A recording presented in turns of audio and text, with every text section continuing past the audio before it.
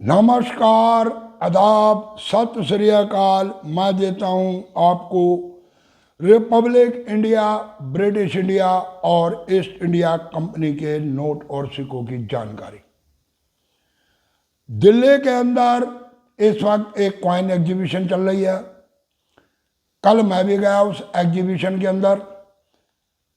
8, 9 और 10 नवंबर सन 2024 इस एग्जीबिशन के बारे में बताया गया कि stamp, note, coin and collection, इन सबकी एग्जीबिशन लगाई गई। कल और भी बहुत सारे सब्सक्राइबरों से वहां पर मुलाकात हुई जो इधर से उधर से करते हैं सिक्के इकट्ठे। वो लोग अपने अपने सिक्कों को लेकर पहुंचे। एक व्यक्ति से मुलाकात हुई, बहुत रियर नोटों की उसने पूरी एक फाइल बना रखी। कुछ और भी व्यक्ति मिले अच्छी कलेक्शन लेकर। परंतु सबसे बड़ी जो चीज है आज मैं जिसके लिए वीडियो बना रहा हूं, ये एग्जीबिशन जो लगाई गई, ये एग्जीबिशन बनाई गई NDMC कन्वेंशन सेंटर, यानी कि ये एक सरकारी जगह है। यहाँ पर ये एग्जीबिशन लगाई गई और एग्जीबिशन का मतलब होता है कि वस्तु को एग्जिट करना, यानी कि देश की धरोहर या पुरानी एंटीक वस्तुएं, पुराने सिक्के, नोट, इन सब की प्रदर्शनी लगाना, यानी कि हमारे देश के अंदर क्या क्या धरोहर है उन चीजों को दिखाना एग्जीबिशन होती है इसलिए। परंतु जितनी भी एग्जीबिशन अभी तक मैंने दिल्ली ही अटेंड करी है, तो ये देखा गया कि जितनी भी एग्जीबिशन लगाई जाती है वो किसी न किसी एक सरकारी जगह को लेकर वहाँ लगाई जाती है। इसके अंदर इनको ना के बराबर इनसे फीस चार्ज की जाती है, क्योंकि एग्जीबिशन की अगर हम बात करने लगे तो ये एक सामाजिक कार्य, राष्ट्रीय कार्य माना जाता है। परंतु वहां पर होता है नोट और सिक्कों का व्यापार। सबसे पहले तो मैं ये आग्रह करना चाहूंगा जो एग्जीबिशन लगाते हैं, ऐसी जगह पर एग्जीबिशन लगाएं जहां पर आम पब्लिक को उठने बैठने में, अपने क्वाइंस एक दूसरे को दिखाने में, या जो क्वाइंस लेकर आए हैं जो अंदर स्टॉलों पे नहीं बिक पाते, बाहर कुछ कलेक्टर और भी होते हैं, वो एक दूसरे से सिक्के खरीदते हैं, बेचते हैं, इस तरह का काम चलता है। परंतु कल की एग्जीबिशन में और पहले भी एक दो एग्जीबिशन में ऐसा ही देखा गया कि वहां जो सिक्योरिटी है वो बाहर से आए लोग, ऐसे लोग जो 500, 700, 800 किलोमीटर, 1000 किलोमीटर से सफर करके, पैसे खर्च करके आते हैं अपने नोट और सिक्कों को लेकर। उन्हें कहीं पर भी बैठने नहीं दिया जाता, उन लोगों को धुतकारा जाता है, बाहर निकाल दिया जाता है। कल की एग्जीबिशन में भी वहाँ की सिक्योरिटी गार्ड थे जितने भी, उन्होंने मिसबिहेव किया हर एक व्यक्ति के साथ। मेरे साथ भी मिसबिहेव हुआ, औरों के साथ भी हुआ। यानी कि अंदर सिर्फ एक हॉल के अंदर आप जा सकते हो, उसके अंदर आप रुक सकते हो। इसके अलावा इंटरनल स्पेस के बाद गेट से बाहर जो जगह थी वहां पर भी हर एक व्यक्ति को खदेड़ा गया, किसी भी व्यक्ति को रुकने नहीं दिया गया। सब बेचारे इधर उधर भागते हुए नजर आए, बहुत ज्यादा मिसबिहेव। अगर इस जगह पे, इस तरह की जगह के ऊपर आगे से एग्जीबिशन लगी और ऐसा ही बिहेवियर चलता रहा तो लोग एग्जीबिशन में आना बंद कर देंगे, क्योंकि एग्जीबिशन जो लोग लगा रहे हैं उन्होंने असल में व्यापार बना रखा है इस लाइन को। और अगर आप व्यापार करते हो और व्यापार को आप बढ़ाना चाहते हो तो उन लोगों को रिस्पेक्ट देनी पड़ेगी। जरूरी बात है, अगर मेरे 4 सिक्के बाहर बिकते तो मैं भी ज्यादा नहीं तो 1-2 सिक्के या नोटों का बंडल या कोई रियर नोट अगर मुझे एक जायज कीमत पर मिलता तो मैं भी खरीदता। इसी तरह बाकी लोग भी आते हैं। कलेक्शन को संभाल के रखने के लिए हर एक व्यक्ति के पास ना पूंजी है और ना ही इतनी इन्वेस्टमेंट है हर एक व्यक्ति के पास कि वो एक न्यू इन्वेस्टमेंट आगे फिर करता रहे। हर एक व्यक्ति नहीं कर सकता। जिसको मार्केट से सिक्के मिले वो उन सिक्कों को बेचेगा, उन्हीं पैसों से आगे और कुछ खरीदेगा और कोशिश करेगा कि मेरे इससे ज़्यादा कीमत पे आगे बिके। अगर इस तरह से पब्लिक को खदेड़ा जाएगा, इस तरह से भगाया जाएगा, तो फिर इस बिजनेस के अंदर जहां पर रिस्पेक्ट ना हो उस बिजनेस से बाहर निकल जाना बढ़िया। कुछ चंद लोगों ने इस बिजनेस को हाईजैक कर रखा। वो लोग अपने हिसाब से एग्जीबिशन लगाते हैं, अपने हिसाब से उसको चलाने की कोशिश करते हैं।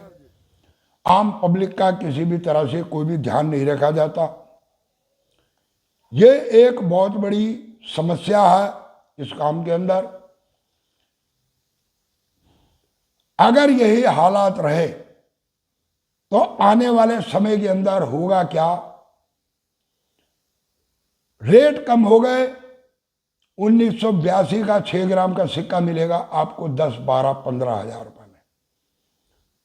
1970 का सिक्का मिलेगा बिकेगा 2000 रुपए में। क्रॉप साइंस के सिक्के की कीमत होगी 4000 रुपए। 1991 नोएडा मिंट 1 रुपया कीमत जा रही है 10,000, 12,000 रुपए। इसी तरह देशबंधु चित्तरंजन दास, युवा Congress, international youth year, Hyderabad mint, इनके सिक्के बिकेंगे 10,000, 5,000 में। और ये होने वाला है बहुत जल्दी। अगर इसी तरह का बिहेवियर रहा तो लोग बिल्कुल इन पे इन्वेस्टमेंट करना और सिक्कों की इधर उधर से तलाश करना बंद कर देंगे। और जो आप लोगों ने सिक्के अपनी तिजोरी के अंदर संभाल के रखे हुए जिनकी कीमत आज के समय में 1 लाख, 1.5 लाख, 2 लाख बना रखी है, और वास्तविकता यह है कि जिस सिक्के की कीमत बुक के माध्यम से या मार्केट के अंदर 1 लाख रुपए बताई जाती है, वो सिक्का वैसे भी 40,000, 50,000 से ऊपर नहीं बिकता अच्छा यूएनसी कंडीशन का। और कॉमन कॉइन तो, नॉर्मल कॉइन तो बिल्कुल भी उस हिसाब से नहीं, उसके 10-15 हजार ही मिलते हैं। और आने वाले समय में यूएनसी की कीमत हो जाएगी 10-15 हजार रुपये। इसी तरह से सिक्के बिकेंगे और लोग सिक्के खरीदना बंद कर देंगे। मेरे पास भी जो कलेक्शन है मैं ये कोशिश करूंगा कि इसको बेचो और निकल जाओ, आगे इसमें इन्वेस्टमेंट मत करो, क्योंकि इन्वेस्टमेंट करने का कोई फायदा नहीं।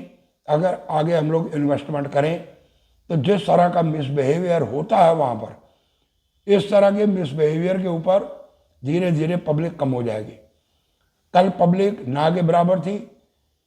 ये एग्जीबिशन बिल्कुल पिटी पटाई एग्जीबिशन थी, किसी भी तरह का कोई भी रश नहीं था। और जो कॉइन कलेक्शन को लेकर आए उनके साथ मिसबिहेव किया गया, उन्हें खदेड़ा गया। इस तरह की रिपोर्टें पहले भी कई जगह से आ चुकी है और धीरे धीरे लोग जो हैं इस कार्य से अपना पल्ला झाड़ लेंगे। सिक्कों की कीमत, नोटों की कीमत बढ़ने की बजाय कम होना शुरू हो जाएगी। और वैसे भी जिस रेट के ऊपर सिक्के बेचे गए हैं और जो रेट बताए जा रहे हैं, इन रेट के ऊपर इस समय सिक्का का खरीदने वाला कोई नहीं है। 1982, 1991 क्रॉप साइंस, यूथ ईयर का सिक्का, देशबंधु चित्तरंजन दास का अगर किसी व्यक्ति के पास है और वो बेचना चाहता तो अच्छा सिक्का वेरी फाइन टू यूएनसी के बीच के सिक्के की भी कीमत 30-35 हजार बताई जा रही है। कीमत तो डाउन हो गई और डाउन होगी, इस हिसाब से कीमत और डाउन हो जाएगी। किसी भी सिक्के की कीमत नहीं दी जा रही। और आप लोगों को जो सिक्के एग्जीबिशन में चेपे जा रहे हैं उनकी मुंह मांगी कीमत ले रहे हैं। जो एल्बम में बेची गई हैं, जितनी भी एल्बम जिस भी किसी व्यक्ति ने खरीदी है, वो उस एल्बम को बेचने चला जाए उसको आधे पैसे भी नहीं मिल देगा, कोई 25% भी नहीं देगा। आप लोग ट्राई करके देख लो। जिसने शौकिया लेके रखी है ठीक है। अब मैं बात कर रहा था कल कोई व्यक्ति अपनी कलेक्शन लेकर आया तो मैं आपको आज 3 नोट और दिखाता हूं।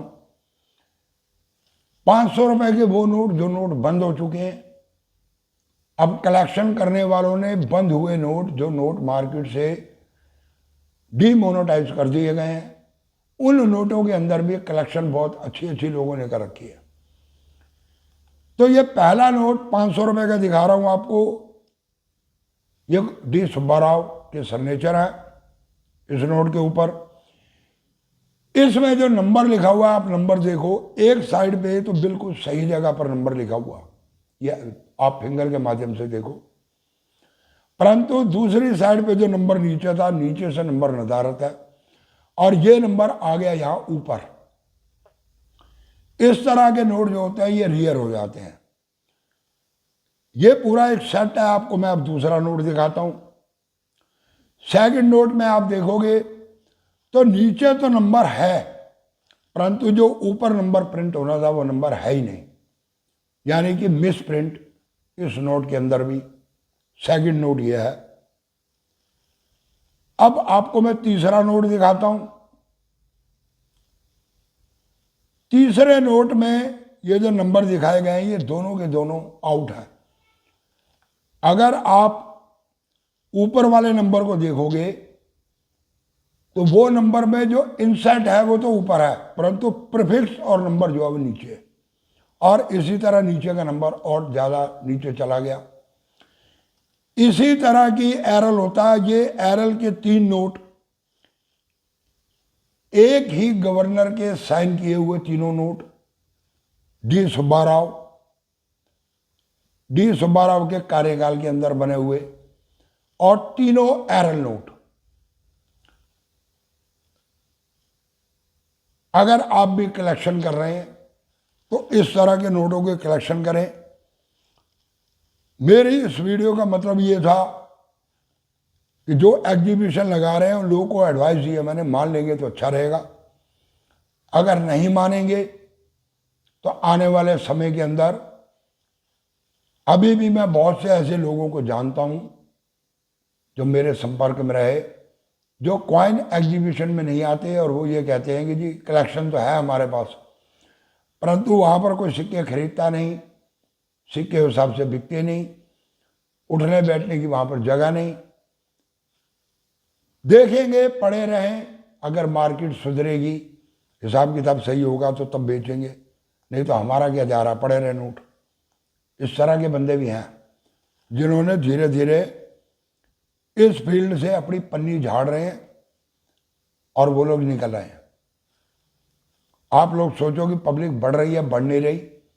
वैसे भी पूरे हिंदुस्तान के अंदर कहीं भी एग्जीबिशन लगे, वीडियो मेरे पास आती रहती हैं, वहाँ पर तकरीबन 75% पब्लिक, एक ही पब्लिक है जो पूरे हिंदुस्तान में घूमती है अपने सिक्कों को लेके।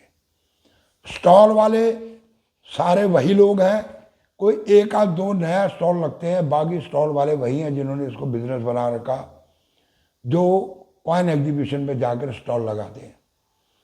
कोई 15-20% बंदे वहाँ पर एक्स्ट्रा आते हैं अलग, जो घूम के इस कलेक्शन को देखते हैं, सोचते हैं, विचार करते हैं और उसके बाद वो चले जाते हैं। नया कलेक्टर कोई भी पैसे खर्च करके इस कलेक्शन के काम में नहीं जुड़ रहा, और अगर कोई जुड़ा भी होगा, किसी ने एल्बम ली भी होगी शौक के तौर पे, तो वो आज बेचने जाएगा तो उसे 20-25% भी कीमत नहीं मिलेगी।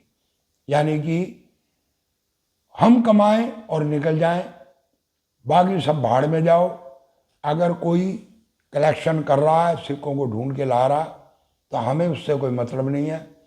हमारे पास जो है, हम स्टॉल लगा रहे हैं, हम एल्बम बना के बेच रहे हैं, हम अपना यूट्यूब चैनल चला रहे हैं, यूट्यूब चैनल के माध्यम से भी पैसे कमा रहे हैं, हम लोग सिक्के देखने की फीस ले रहे हैं, वहाँ से भी पैसे कमा रहे हैं, हम मेंबरशिप भी बना रहे हैं, हमारा काम चल रहा। बाकी जनरल पब्लिक से किसी को कोई मतलब नहीं है। इस तरह से बिजनेस नहीं चला करते मेरे भाई। बिजनेस चलाना है तो बिजनेस को बिजनेस की तरह चलाओ। ये सोचो कि जो भी आया है, कस्टमर मानो या कलेक्टर मानो, चाहे वो बाइंडर हो, चाहे वो बायर हो, चाहे वो सेलर हो, उन सबको अगर इज्जत मान दोगे, रिस्पेक्ट दोगे, तो तभी ये चल पाएगा। अगर रिस्पेक्ट नहीं दोगे, मिसबिहेवियर करोगे और सिर्फ अपने लिए सोचोगे, तो आने वाले समय के आप लोगों के लिए दिक्कत खड़ी होने वाली है। इस फील्ड से हट जाएंगे।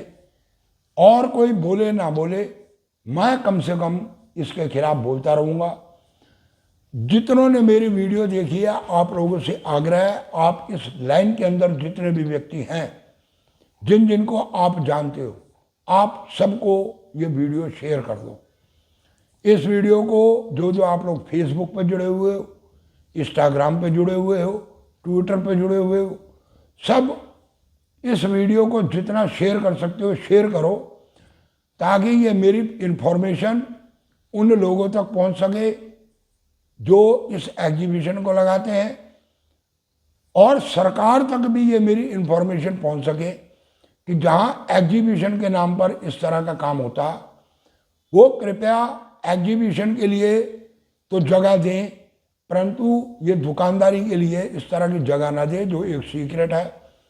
कल भी हम जहाँ गए, वो भी संसद बाहर का एरिया, आस पास में उसके जंतर मंतर, जनपद, बहुत ही संवेदनशील एरिया है वो। उस एरिया के अंदर एग्जीबिशन अगर कानूनी दृष्टि से देखी जाए तो ऐसे एरिया के अंदर इस तरह की एग्जीबिशन, जहां हर साइड से, देश के हर कोने से पब्लिक इधर उधर से पहुंचती है, वहां पर इस तरह की एग्जीबिशन के लिए सरकार को भी ये जगह नहीं देनी चाहिए। किसी भी तरह की सिफारिश नहीं चलनी चाहिए, और इन लोगों को भी ऐसी जगह लेने से बचना चाहिए। प्राइवेट स्पेस लो जहां पर एक आम व्यक्ति पहुंचकर तरीके से रह सके, आप लोग एग्जीबिशन भी लगा सको, और जो पब्लिक वहां पर आती है उनको भी उस प्राइवेट स्पेस के अंदर उठने बैठने की जगह, अपने कॉइन्स वगैरह दिखाने की जगह, एक दूसरे से डिस्कस करने की जगह मिल सके, तभी इस बिजनेस को आप लोग आगे बढ़ा पाओगे, वरना नहीं बढ़ा पाओगे। तो इसलिए आप लोग ज़्यादा से ज़्यादा शेयर करें मेरी इस वीडियो को। तो पूरी वीडियो देखने के लिए धन्यवाद। जिसने अभी तक चैनल को सब्सक्राइब नहीं किया, सब्सक्राइब कर लो, बेल आइकन की घंटी बजा दो, दे दो एक लाइक, और वीडियो को फिर कह रहा हूँ कि जितना हो सके इस वीडियो को आप लोग शेयर करो। नमस्कार।